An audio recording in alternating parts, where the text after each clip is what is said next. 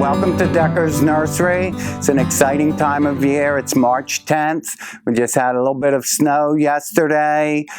Looks like we're in store for maybe a little bit more, but definitely some colder temperatures this weekend. And then we're going to roll right into spring.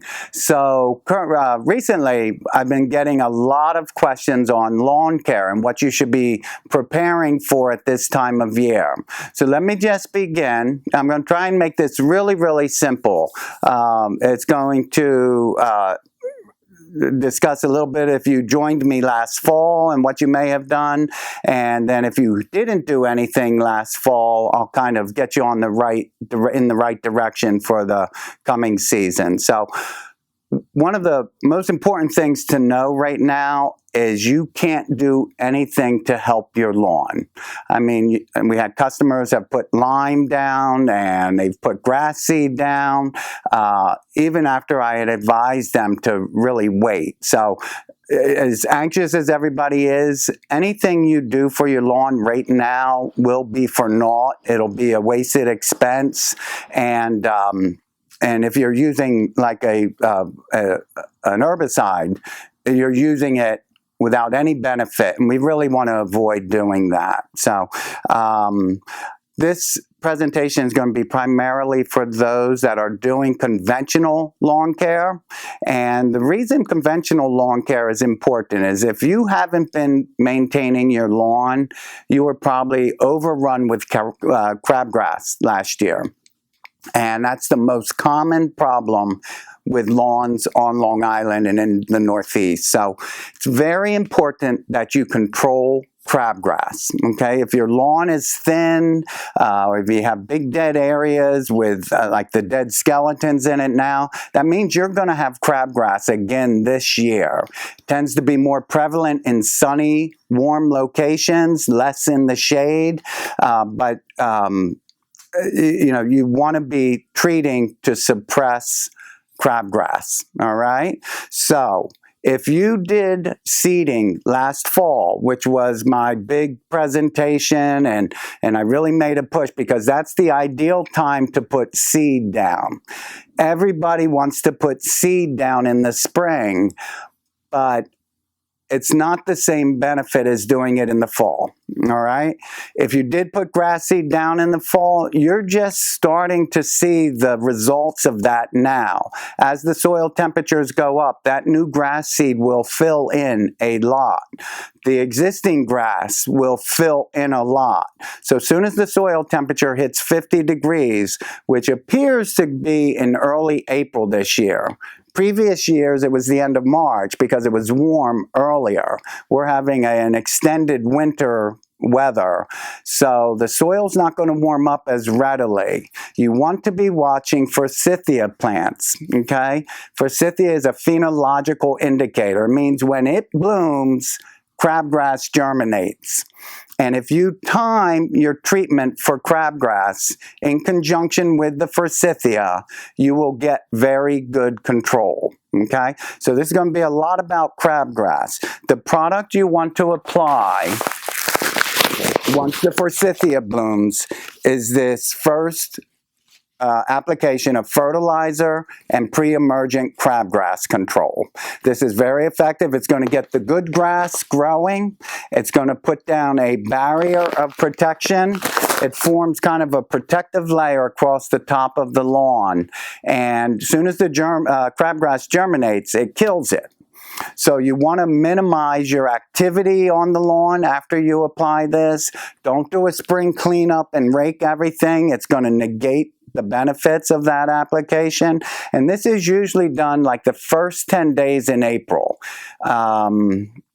But if you watch the forsythia, that's going to tell you better, okay? So it could be as late as the 10th. It could be as early as the 1st, all right? But if you have that product and your spreader ready and you get the timing, you're going to have much better results this year. Now, crabgrass will germinate for up to 8 weeks after the first parts germinating, okay? So even though I say use the forsythia, not all crabgrass germinates at the same time. You have little microclimates. There's a lot of factors that come into it. So one of the things that's good about our program is our second application also controls crabgrass, okay?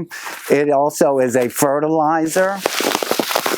It also will control dandelions, chickweed, broadleaf weeds, as well as crabgrass, and it gives you extended protection.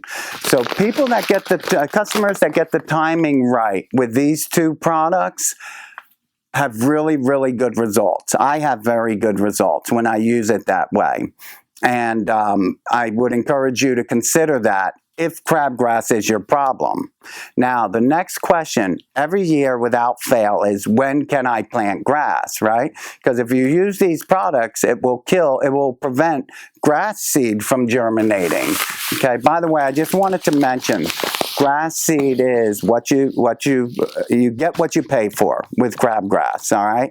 Crabgrass is one of those products that increased a lot this year because of supplies availability. So I want to prepare you, but that's more of a reason to use a good quality grass seed. This is the same grass seed they use at professional ballparks, and we've had just more compliments than I can tell you on this. So if you do want to use grass, if you want to plant grass this year in the spring, it can be done, but you can't use these two products. The product you would use it's a Scott's product. This is the only one that's readily available for homeowners, okay?